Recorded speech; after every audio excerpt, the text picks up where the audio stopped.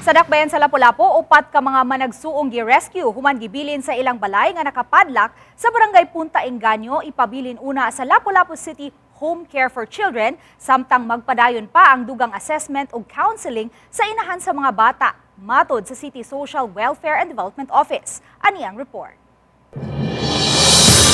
Base sa assessment sa social worker nga si Buenafere Mucaldo, kinsa mo'y nakahinabi sa inahan sa mga batang gi-rescue, di pa mamahimong ma-turnover og balik ngadto sa inahan ang iyang upat ka mga gagmayng anak. Matod ni Catherine Ladaga, OIC sa City Social Welfare and Development Office sa Lapu-Lapu City, nga gawas nga way klarong source of income ang inahan. Di pa usab maayo ang disposition sa iyang kaugalingon, ilabi na kay may bag-ong partner na kini karon. Very dependent siya sa iyahang partner karon, munang kung asa iyahang partner karon tuwa pod siya didto.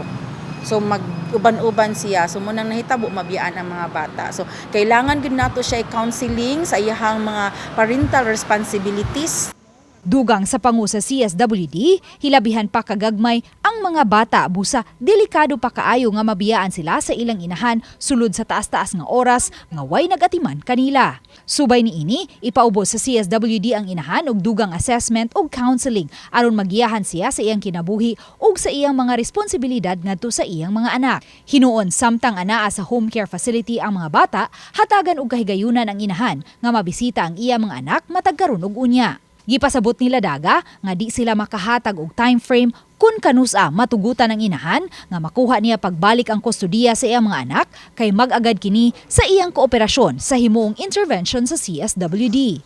Dugang nila Daga ang sitwasyon sa inahan nga nag-inusarang mibuhi sa iyang upat ka mga gagmayng anak nang inahanglan gayud og tabang sa gobyerno busa lakip sa giandam karon sa CSWD ang ihatag unya nga livelihood assistance. We are planning to extend financial assistance for livelihood but di man gud na inana nga ihatag dayon namo because mo undergo pa pud siya og preparation unsaon niya napatay financial literacy unsaon niya pag-manage ang ihatag sa iyang financial assistance. Sa Bigasbahin, gikatakda usab nga ipahiling sa doktor ang mga bata aron matanaw usab ang kahimsog sa ilang panglawas. Samtang ang kamagwangang anak nga 6 anyos, kinsa anaa na sa grade 1, i-request una sa CSWD nga mapaubos sa modular learning samtang anaa pa sa home care facility. Uban ni Godfrey Relien, og Rod Prado, Luan Merondina.